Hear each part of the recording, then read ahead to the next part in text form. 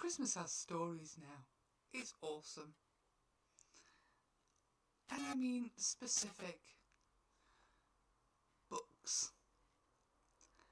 And some of them are based on kids. Now, I don't know if you've heard of them. You might have if you're British.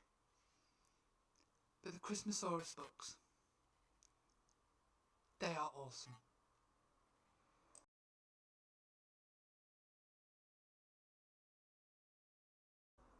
Right, so I've flipped my screen so that you can actually see this. We discovered a set of books and an author last year while I was looking for books for my son. Boy loves reading, or he loves being read to anyway. Anywho, we discovered this. This is the Christmasaurus. We went through this in about a week, with about 20 minutes, maybe 30 if he coaxed another chapter out of us, before Christmas. Now, all I can say is I'm extremely glad that I went and bought the second one as well, and the third. I'm a book person, I can't help it. So, we went through this one quickly. And my son's 8 now. He was 7 last year. And he loves this. But I won't let him read it throughout the year. It's a Christmas story. So it's been in the Christmas decorations box since then. Now,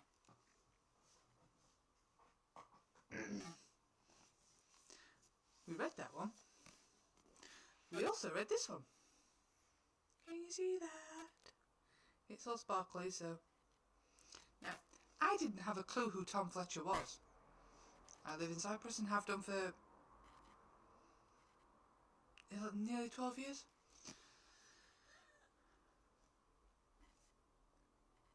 And I didn't... Trust me, McFly was not my musical taste. So I didn't know who the hell he was. It was my mum that told me. Now, this year, we're on this one. And I'm thoroughly impressed. Because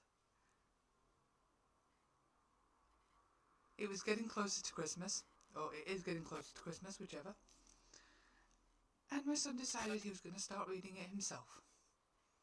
Now, don't get me wrong, as soon as he started reading it to himself, first page, I was thoroughly impressed. He wasn't getting all the words, that's fine. But he was having a damn good try at them all. And I thought that was absolutely fabulous. Now we have a deal going. He gets to read 1 to 2 pages himself, and then either me or Daddy get to read twice as many. He's a bit slower and doesn't always get the nuance. You know when you're reading you're reading dialogue and you don't realise who said it until you get to the end of the sentence.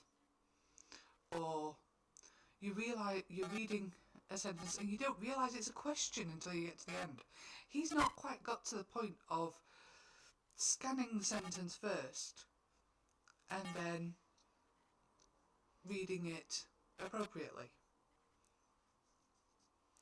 So we've had some very flat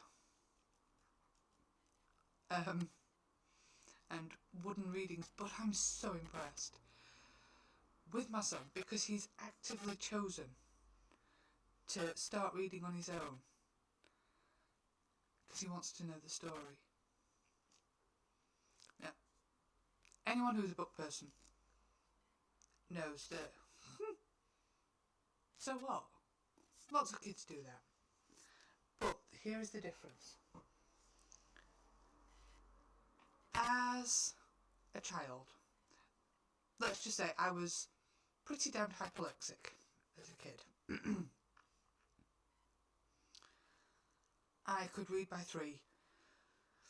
I was already quite advanced by the time I even went to school. I'll talk about that later. And it has been completely incomprehensible to me, who's an absolute bookworm, will disappear into a book and forget that the world exists. But I didn't understand, not everybody gets pictures. I will experience what is going on the page or what is being read to me through my Audible. I will experience that in my head. I will build that picture and it is there. I didn't realise that not everybody had that. I've talked to my husband, he doesn't have it, and I've asked my son, and he doesn't have it. He understands by the explanations. And I think that's possibly one of the reasons why some people don't actively seek out books and reading, because they don't get that complete experience of it. The fact that my son's actually seeking out these books to read makes me feel very happy, because it makes me know that he's getting something from it. Now, I was tidying up some of his previous drawings. We have far too many of my son's creative works, but I just keep saving them because they're fabulous. And I found last year's Christmas list, or the draft of last year's Christmas list, and it had 2 things on it. He wanted a book about dinosaurs and a book about a dinosaur, and they were 2 separate things, because he wanted one that was about real dinosaurs and he wanted a story that was about a dinosaur. Now, we got him a very adult book about dinosaurs, not a picture book, because he's got plenty of those and he can practically recite them. I also got him Dinosaur's Diary by Julia Donaldson. Now, you might know her from like the Alex Scheffler illustrated story picture books that she did, like the Gruffalo and the Highway Rat and the Snail and the Whale. These have all been made into short films. But the Dinosaur's Diary is amazing and he loves it to bits. We've had multiple rereads of that one.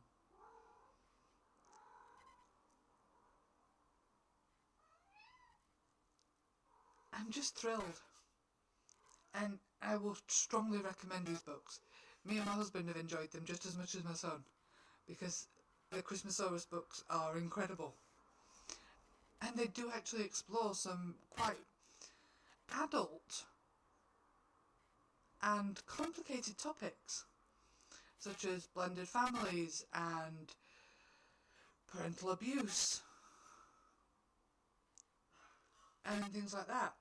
You don't realise that's what they are, they're just part of the story, but you can see them, how those themes have been woven through the story. And it's really quite special. So if you've got some budget left before Christmas, it's definitely a good investment, because they're very, very wholesome, Christmassy. Hey, some people need help to get in the Christmas mood. And kids love them. I mean, as far as I'm aware, from the Amazon write-up, which was just over a year ago that I read it, they're meant for like 7 to 10 year olds, because that's the age of the children protagonists. So you've got a nice age gap there, or an age range. And it's a nice way to try and like incorporate reading into family time and actually getting someone interested, or getting a child interested in stories and reading at a time when their imaginations are running wild still, before they get into the preteens when nothing is worth doing.